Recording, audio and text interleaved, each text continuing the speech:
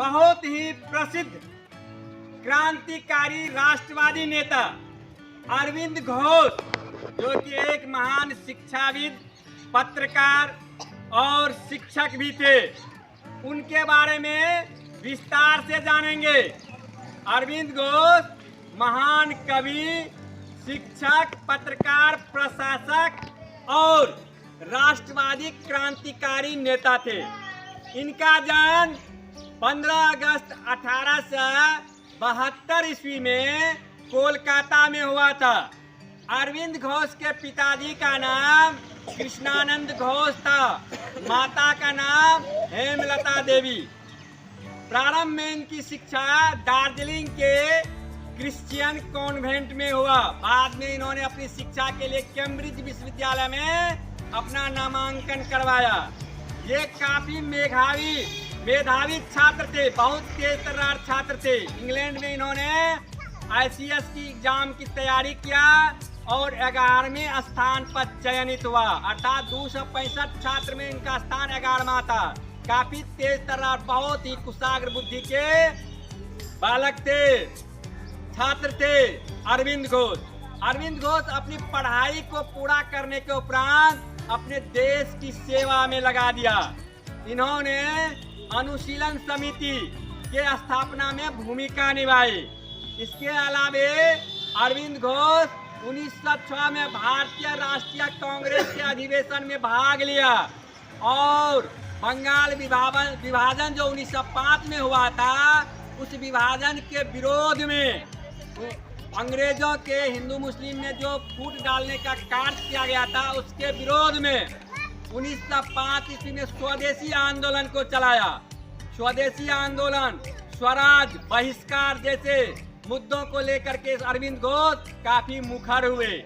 इनको साथ देने के लिए लाल बाल पाल जैसे महान क्रांतिकारी राष्ट्रवादी नेता भी इनके साथ हो लिए। इन सारे नेताओं ने अंग्रेज के शोषणकारी, दमनकारी, साम्राज्यवादी नीतियों का पुरजोर विरोध किया। इन विरोध के फलस्वरूप लोगों को आत्मनिर्भर बनाने के लिए, देश को के अर्थव्यवस्था को मजबूत करने के लिए, लोगों को रोजगार सृजित करने के लिए, लोगों में स्वदेशी को बढ़ावा देने के लिए इन्होंने स्वदेशी आंदोलन को बड़े ही जोरदार तरीके से संचालित किया और पूरे देश में इस आंदोलन को फैलाया। अरविंद घोष ये कार्य को देख करके अंग्रेज घबरा गए और उनको डर लगने लगा अरविंद घोष से। तब उन्होंने अरविंद घोष को अलीपुर बम कांड में फंसा करके जेल दिया, कैद कर लिया। कैद में होने के उपरांत अरविंद घोष जब स्वतंत्र हुआ, आजाद हुआ, जेल से छूट करके बाहर आया, तो इन्होंने आजादी में अपनी योगदान को देने के साथ साथ कई महत्वपूर्ण पुस्तक लिखे, कई समाचार पत्र को प्रकाशित किए।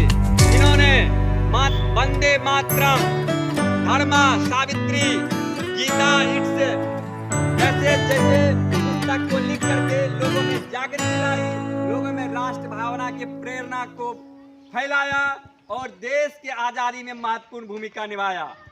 1910 ईस्वी में ये जेल से छूटने के बाद पांडिचेरी चले गए।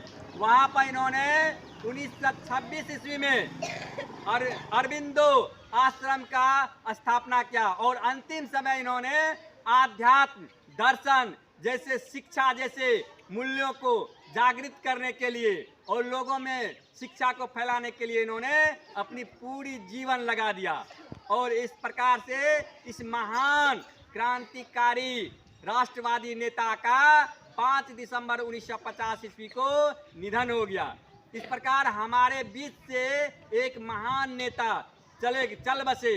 इनके श्रद्धांजलि के लिए, इनके कार्यों को एप्रिशिएट करने के लिए, इनको धन्यवाद देने के लिए, क्योंकि इनकी किए गए कार्यों का भारत ऋणी है, इसके लिए इनको जोरदार तालियों से इनकी स्वागत करेंगे।